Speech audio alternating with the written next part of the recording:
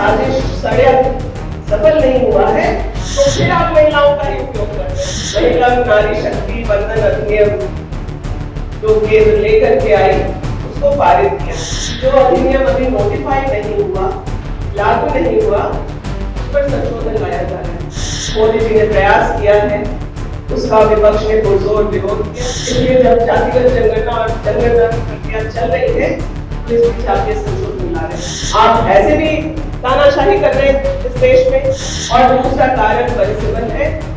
और अगर हमें आरक्षण देना है तो बिना शर्त आपको देना चाहिए। हाथ जोड़ करके नहीं, पैर पकड़ के माफी मांगना पड़ेगा आपको, मोदी जी। नमस्कार, लाइव सीरीज देख रहे हैं आप। पूरे देश में नारी शक्ति वंदन संशोधन अधिनियम के गिरने के बाद बहस जारी है और इसको लेकर के प्रदर्शन भी किया जा रहा है। लेकिन अब ऐसा हुआ है कि एक मंत्री जी ही देश के प्रधानमंत्री नरेंद्र मोदी के खिलाफ मोर्चा खोल दिए हैं।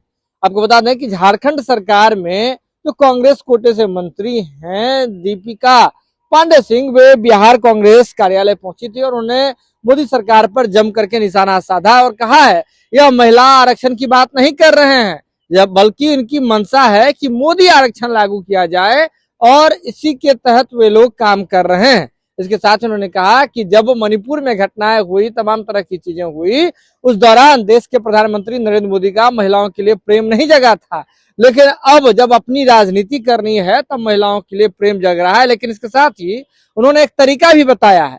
उन्होंने एक तरीका बताया है जिसके तहत अगर मोदी जी ऐसा कर देते हैं या बीजेपी देश में ऐसा कर देती है तब कांग्रेस भी समर्थन दे देगी। देखिए क्या कुछ कह रही हैं झारखंड सरकार की कांग्रेस कोटे से मंत्री दीपिका पांडे सिंह। पहले आप उनका वीडियो देखिए। हाल में ही आपने देखा कि नारी शक्ति वंदन अधिनियम में संशोधन लाने का काम केंद्र ने किया। आनन फानन रातों रात यह निर्णय लिया गया, विशेष सत्र बुलाया गया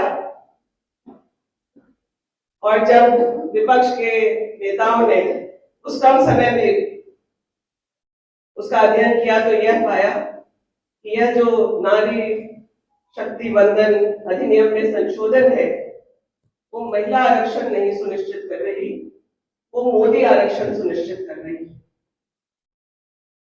इस अधिनियम को नोटिफाई करने में केंद्र की सरकार को 3 साल लगे। आप लोगों को याद होगा सितंबर 2023 जब सर्वसम्मति से पूरे विपक्ष के साथियों ने मिल करके महिला नारी शक्ति वंदन अधिनियम जो केंद्र लेकर के आई उसको पारित किया। कांग्रेस यह जानना चाहती है कि आखिर 3 साल आपको क्यों लगे इसको नोटिफाई करने के लिए, और वो भी तब जब आपको कोई संशोधन लाना था। ये पार्लियामेंट्री इतिहास में पहली बार हुआ होगा कि जो अधिनियम अभी नोटिफाई नहीं हुआ, लागू नहीं हुआ, उस पर संशोधन लाया जा रहा है। कांग्रेस पहले ही कह रही थी कि अब जब 2023 में आप यह विधेयक ला रहे हैं तो उसको तत्काल प्रभाव से लागू करिए और 543 सीट्स में 181 सीट जो है आप महिलाओं के लिए आरक्षित कीजिए और महिलाओं को मौका दीजिए कि वो पार्लियामेंट में अपनी भागीदारी सुनिश्चित कर सके। लेकिन उस वक्त उन्होंने यह बताया कि हम पहले जातिगत जनगणना करेंगे, उसके बाद डिलिमिटेशन होगा और उसके बाद जो है यह आरक्षण लागू होगा। इन शर्तों के बावजूद क्योंकि महिलाओं की बात थी तो कांग्रेस ने इसका समर्थन किया, विपक्ष के अन्य साथियों ने भी किया। लेकिन अब जो लाकर के मोदी जी ने प्रयास किया है उसका विपक्ष ने पुरजोर विरोध किया, और क्योंकि यह संविधान पर हमला था, जो प्रक्रिया आप लोगों ने तय की वो संवैधानिक नहीं था, तो लोकतंत्र की रक्षा करने के लिए इस कदम को उठाया गया।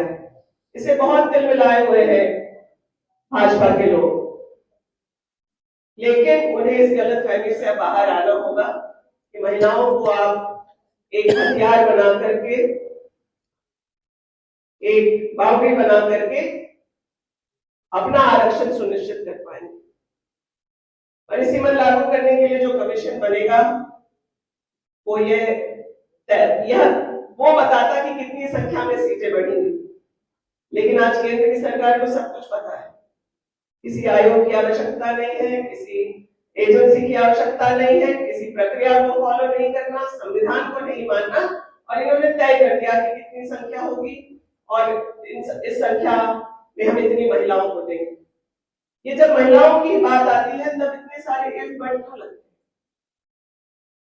आपने यह तय किया कि ठीक है, हम सेंसस करने के बाद, जातिगत जनगणना करने के बाद हम डिलिमिटेशन करके तब महिलाओं को आरक्षण देंगे। 2023 में जब आपने कहा तो उसके लिए विपक्ष सरसम्मति से तैयार हुआ, लेकिन इस महिला आरक्षण को में संशोधन ला करके आप जातिगत जनगणना से बचना चाहते थे। SC ST की संख्या हम लोगों को मालूम है, उसके आधारित आरक्षण भी लागू है, लेकिन OBC की जो जायज मांग है आरक्षण की, उन सवालों से आप बचना चाहते थे। इसलिए जब जातिगत जनगणना और जनगणना की प्रक्रिया चल रही है तो इस बीच आप ये संशोधन ला रहे हैं। और दूसरा कारण परिसीमन है। इस तरीके से चीजों को बदलाव करना, डिलिमिटेशन करना, जिससे कि यह सुनिश्चित हो सके कि 2029 में भी मोदी जी प्रधानमंत्री के रूप में स्थापित हो सके। तो महिलाओं को क्यों बेवकूफ बना रहे हैं? आप ऐसे भी तानाशाही कर रहे हैं इस देश में, महिलाओं को ढाल बना करके, उनको बार बार झूठा दिलासा दे करके आप क्यों सत्ता में काबिज होना चाहते हैं? इनकी 2029 की तैयारी अभी 2026 में हो रही और उसमें आप कवर चढ़ाए हैं महिला आरक्षण का। ये कतई इस देश की महिलाएं नहीं एक्सेप्ट करेंगी, और अगर हमें आरक्षण देना है तो बिना शर्त आपको देना चाहिए। पहले ही आपको 14 में, 19 में, 24 में आप लोगों ने विलंब किया, कोई कारण नहीं था। कांग्रेस के पास जब बहुमत था राज्यसभा में तो आदरणीय सोनिया गांधी जी के नेतृत्व में, उनके पहल से राज्यसभा में बहुमत से यह बिल पारित हुआ। आप तो प्रचंड बहुमत में रहे हैं 2024 में, 19 में और 14 में भी। 14-19 आपने पार कर दिया, 23 में आप परिस्थितियों को समझकर कि महिलाएं बहुत बुलंद आवाज में आरक्षण की अपनी मांग कर रही है, आप लोगों ने झुंझुना उस वक्त भी पकड़ाया। और जब 23 में अधिनियम पारित हुआ, किसी को नहीं पता था कि 29 में होगा कि 34 में होगा या 39 में होगा। और आज जब आपको अपना जमीन खिसकता हुआ दिख रहा है, जब इस देश की हवा बदल रही है, और उस हवा के बदलने का पहला रिजल्ट आपको संसद के पटल पर जब विपक्ष ने दिया है अभी इस संशोधन को लाने के प्रक्रिया में, और जब आपका यह साजिश षड्यंत्र सफल नहीं हुआ है, तो फिर आप महिलाओं का ही उपयोग कर रहे हैं। सड़कों पर आज भाजपा की महिलाएं, उनसे पूछिए कि उन लोगों ने, भाजपा ने अपने पार्टी की महिलाओं को क्या दिया है। कांग्रेस बहुत गर्व के साथ कहती है कि कांग्रेस की 5 राष्ट्रीय महिला अध्यक्ष महिलाएं रही। देश की प्रधानमंत्री, देश की राष्ट्रपति, लोकसभा के अध्यक्ष, देश में कई मुख्यमंत्री, सांसद, विधायक बनाने का काम कांग्रेस ने किया। 73वें और 74वें संशोधन के साथ राजीव जी का 33% का जो महिलाओं को पंचायती राज में और नगर निकाय में आरक्षण देने का जो सपना था, उसको इस देश में कांग्रेस की सरकारों ने पूरा किया है। भाजपा ने क्या किया है? आज आप आरक्षण में 543 जो संख्या है, उसमें अपने पुरुष साथियों को नहीं खोना चाहते, जिनमें से कईयों पर रेप के चार्ज, महिलाओं के साथ एट्रोसिटीज के चार्ज, कई सारे ऐसे गंभीर इल्जाम।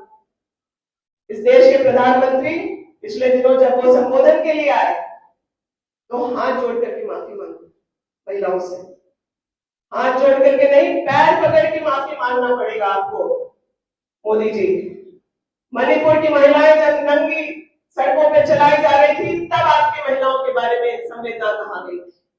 उन्नाव, कठुआ, हाथरस और इस देश की एक बेटी जिसने खेल के नाम पर आपका इतना सम्मान बढ़ाया था, उसे सड़कों पर जब घसीटा जा रहा था, तब भाजपा की महिलाओं को लेकर के संवेदना कहाँ गई? तो बयान सुन लिया आपने, सीधे तौर पर समझिए उनका कहना है, साफ तौर पे कहना है कि अगर जो केंद्र की जो सरकार है और वर्तमान में जो एनडीए की केंद्र में सरकार है, वह 2011 की जनगणना को अगर आधार बना रही है, तो उसके आधार पर जो वर्तमान में सीटें है उसमें 33% में SC, ST, OBC तमाम लोगों को आरक्षण दीजिए, तमाम महिलाओं को आरक्षण दीजिए। अगर नहीं तो जो अभी जनगणना जारी है 2027 में पूर्ण होगा, तो पहले तो जनगणना हो जाने दीजिए, क्योंकि 2023 में जब नारी शक्ति वंदन जो बिल आया था, वह जो है उसमें यही चर्चा हुई थी, इसी बात पर सहमति हुई थी, कांग्रेस ने समर्थन किया था कि जनगणना कराया जाएगा। तो अब आपको किस बात की जल्दीबाजी है? अगर 2011 की जनगणना को ही आधार बनाना था तो 2024 में क्यों नहीं हो गया? ये तमाम चीजें अभी अचानक ऐसी कौन सी जरूरत आन पड़ी है? इन तमाम चीजों पर कांग्रेस ने कड़े सवाल जो है देश के प्रधानमंत्री नरेंद्र मोदी से किए हैं। अब यह देखना दिलचस्प होगा कि किस तरह से चीजें निकल करके सामने आती है, जो मौजूदा सरकार है उनकी ओर से क्या बयान निकल करके आता है। लेकिन जो कांग्रेस कोटे से जो मंत्री हैं झारखंड सरकार में, उनके इस बयान पर आपका क्या मानना है, बिल्कुल आप हमें बता सकते हैं। कमेंट बॉक्स खुले हुए हैं, जुड़े हैं आप लाइव सीरीज के साथ। लाइव सीरीज पर खबरों का सिलसिला लगातार जारी है।